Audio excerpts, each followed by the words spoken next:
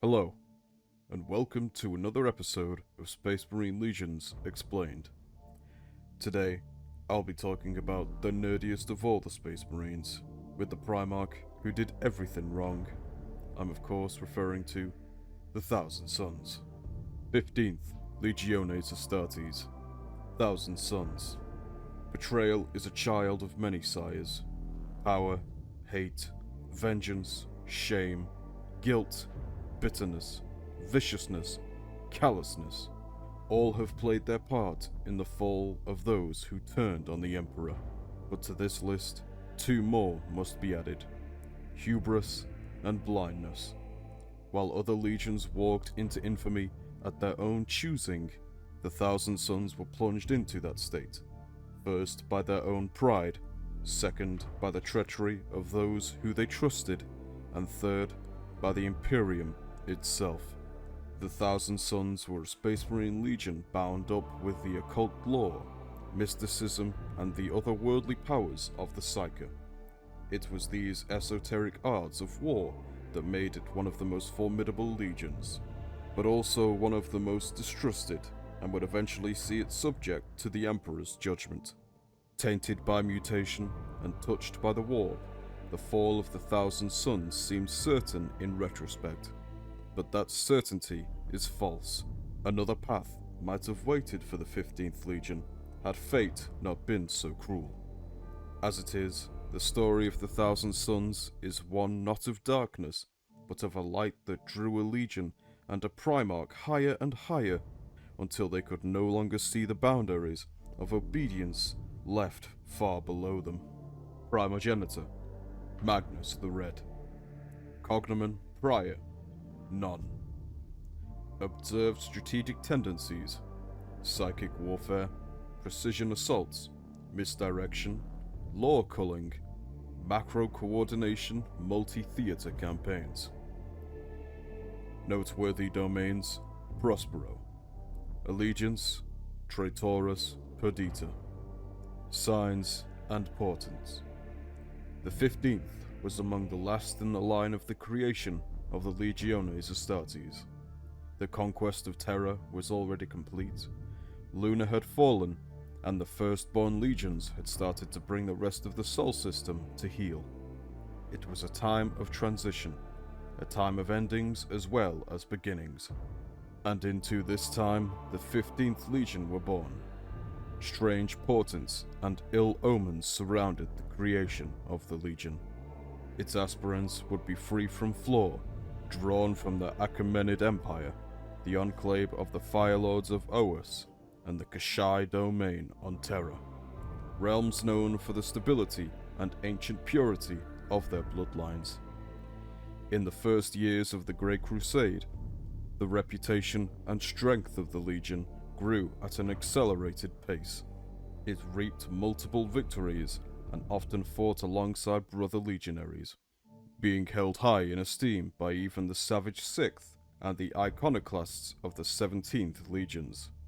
A decade after the Great Crusade spilled beyond Sol, the first of the Thousand Sons began to openly manifest potent psychic abilities. These, it is thought, were the result of an aberration in their gene seed, which heightened psychic ability and unlocked even latent sensitivities to the warp. These abilities would further shape the Legion, giving rise to some of its most notable warriors, but also introducing instability and mutation into its ranks in the form of the so-called flesh change.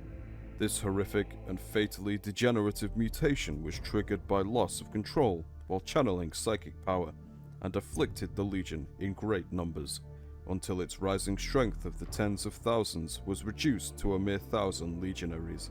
The flesh change was a closely guarded secret of the Thousand Sons, and though mutation was far from uncommon in the galaxy, its link to the rising psychic powers of the Legion did not go unnoticed. The condemnations and calls for the Legion to be expunged for its impurity grew in intensity and strength as the Thousand Sons withered.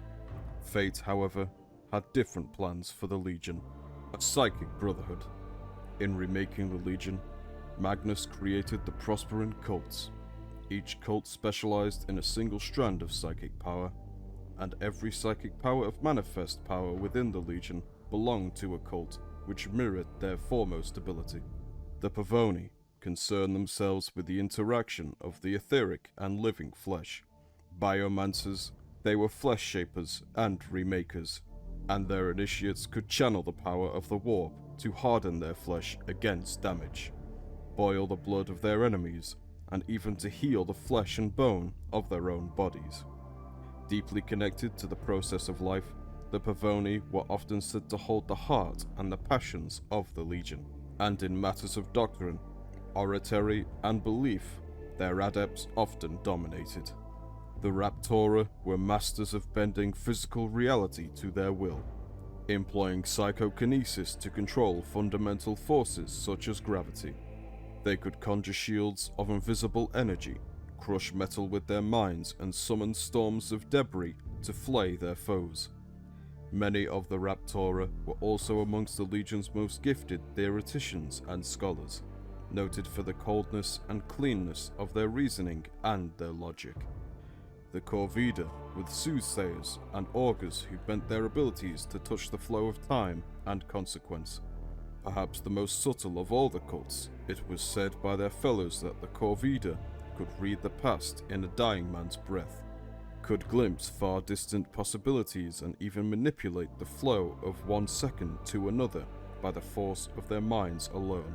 The mark of the Corvida was also the mark of the Legion's greatest strategies and generals, and it is no coincidence that Ahriman, chief librarian of the Thousand Suns and foremost of its leaders at the dawning of the Horus Heresy, was Magister Templii of the Corvida.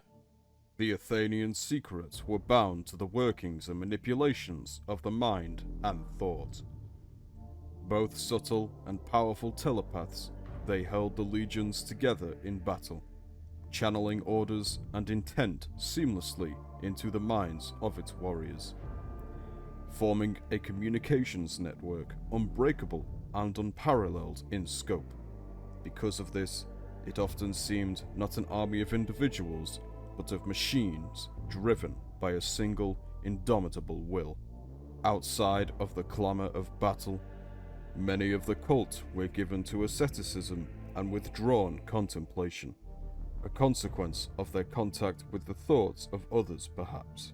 They were often also used as emissaries to other legions and factions of the wider Imperium. The Pyra's abilities expressed themselves in a terrifying manner, the control and creation of fire. Their thoughts could become hellstorms, burning as bright as stars' fury, and their touch could reduce metal to slag in mere moments. Most bellicose of all the cults, the Pyrae excelled in destruction, and their smouldering pride beat with the heat of the Legion's martial heart.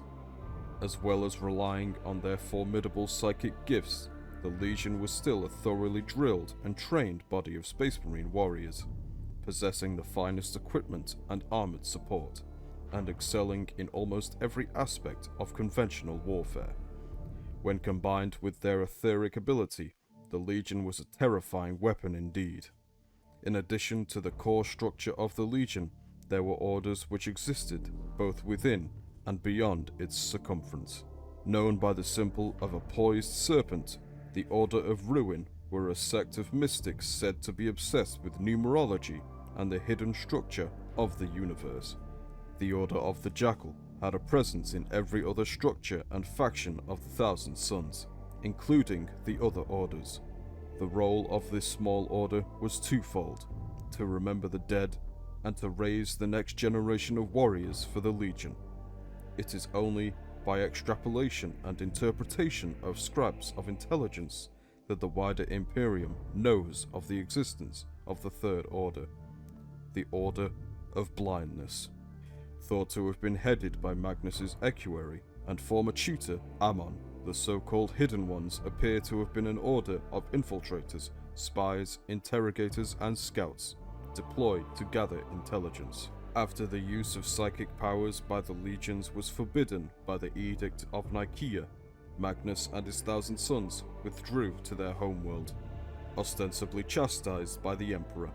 There Magnus, via psychic means, discerned the danger Horus posed to the Emperor and the fledgling Imperium, and tried to warn the Master of Mankind. As events transpired, the warning failed, and only contributed to the War Master exploiting the opportunity of the Space Wolves' censure of Magnus the Red to eliminate a rival in the Thousand Suns. The Legion's future would be defined by the cataclysmic battle for Prospero. The Primarch, Magnus the Red.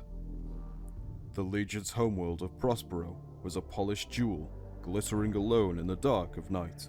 While many worlds which had cradled the lost Primarchs, it seemed, were often unremittingly soaked in darkness, cruelty, and blood, Prospero had achieved an ascendancy over such barbarity. This was the place where the Primarch Magnus the Red came to settle, within Tisca, the City of Light and Citadel of Reason on Prospero. There he absorbed the lessons of the city's masters and soon exceeded their skill in every area of psychic discipline, scholarship, and endeavor. Tisca flowered as never before under Magnus, the Crimson King of its empire of dreams. Magnus was the tallest of the Primarch siblings, a giant with reddish skin and possessing only one eye.